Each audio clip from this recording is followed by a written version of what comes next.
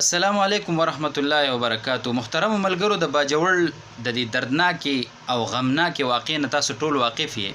تاسو د دې وړې ماشومې دا چغې واورئ چې په خپل پلار پسې دا کومې چغې وایي چې زما پلار چا وجلی دی. د هغې نه پس په یو څو خبرې کوو.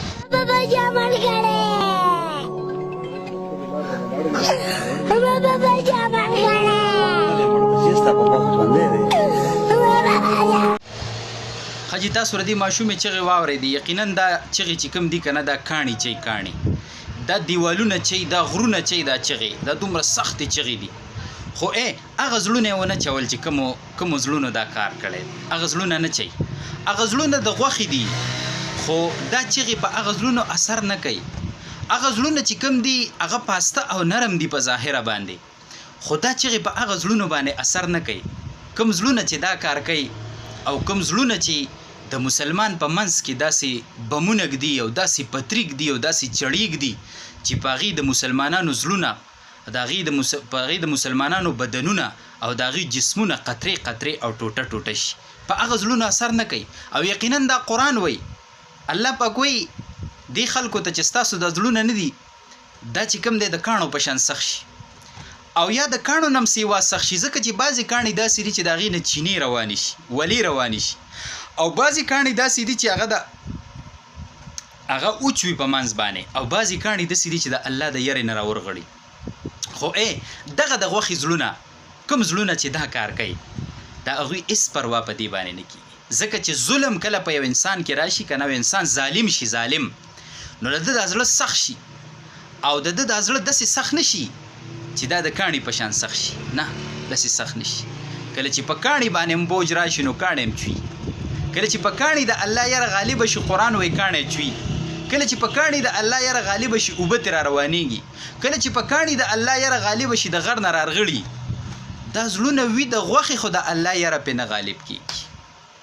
افسوس دغه خلک چې کم خلک دا کارونه کوي، دوی به موبایل نه ګوري، دوی به میډیا او سوشل میډیا نه ګوري، دوی به دا آه و فیغان نه کته چې په کم ماسپښین د باجوړ په خاوره دا دردناکه دماکه وشوله، او ټوله شپه د باجوړ په غرونو کې د ښځو د چغو انګازې ګرځېدلي. دوی دا چغې نه دي اورېدلي، دوی دا میډیا نه ګوري، دوی موبایل نه ګوري، دوی میډیا او سوشل میډیا نه یوز کوي، دا هر څه دوی ګوري. د دې وړو یتیمانو چغې نه ګوري، د دې انسانیت د لاسونه چې خواره واره په دې ځمکه پراته دي او د خپې پرتې دي، دا نه ګوري، دا هر څه ګوري. خو دا زړونه د کاڼي نه هم زیات سخت شوي. پته ولګېده چې دا زړونه دا د کاڼي نه هم زیات سخت شوي، چې د ظلم انتها وشي که نه، نو په زړه باندې بیا اثر دا نه کېږي. دا په الله د زمونږ د داسې حال نه دی الله زمونږ دا زړونه وساتي، د داسې حال. زما محترم ورونو، ډېر دردناک حالات دي، ډېر دردناک. کم چې شهدا دي د هغې سره چې کم دی، نو زمونږ غم راضي ده، خو موږ به څه وکړو؟ موږ کمزوري خلک یو، موږ به څه وکړو؟ د هغې سره مو غم راضي ده. کم کورونه ودردېدل، د هغې سره غمجن یو، د زړه نه ورسره غمجن یو. هغه میندو سره غمجن یو چې خپل بچي قطرې قطرې هغه په بوجۍ کې راټول کړه، هغه په څادر کې راټول کړه، هغه چاته د ښودو قابل نه دي. د تعارف دپاره د چا سرونه نشته، سینې نشته، د هغې خپو نه د هغې میندو، د هغې بچو، د هغې پلارانو د خپلو بچو معلومات او شناخت د هغې د خپو نه وکړو، د هغې د سپلو نه وکړو، د هغې د چپړو نه وکړو، د هغې نه چې کوم دی نو شناخت وکړو. موږ د دغه میندو سره د هغې په غم کې موږ شریک یو. یقینا مسلمان نه دی چې دا د مسلمان په غم کې ونه دردېږي او د مسلمان په غم کې دی شریک نشي. یقینا د باجوړ په دې دردناکه واقعه دا نن سویمه ورځ د زه یم چې خدایه زه پې څنګه خبرې وکړم. ما له د خبرو چل نه راځي، ما سره الفاظ نشته چې دا درد زه څنګه ذکر کړم، څنګه خلکو ته وښیم. نو زما مسلمانانو ورونو، زما پښتنو ورونو، بیا د بعضې چینلو کردار ته وګوره په پاکستان کې چې په کومه شپه باندې دا دماکه کېږي، په سحر باندې زمونږ چینلې د جیو نیوز په شان، د سما په شان دا چینلې رالګي.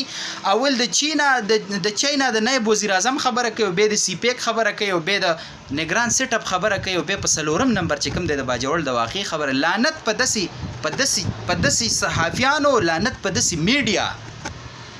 نو کم از کم پښتنو به داسې چینل چې هغه تفریق راولي او پښتون ته په سپکه سترګه ګوري او د پنجاب پټاخر اوچتئ د هغې نه بم جوړئ او په پښتون باندې نن تباهي شروع ده او د هغه خبره راځي او بیا د آج غونته کې اخبار چې کوم دی هغه رالګي چې 40 افراد جان به حق د شهید لفظ نشته دی شهادت نشته دی 40 افراد جان به حق او بیا دغه ذمہ دار غوندې چینل غوندې نو کم از کم زما پښتنورونو چې داسې چینل به فالو نه کوي دا به لایک نه کوي دا به سپورټ نه کوي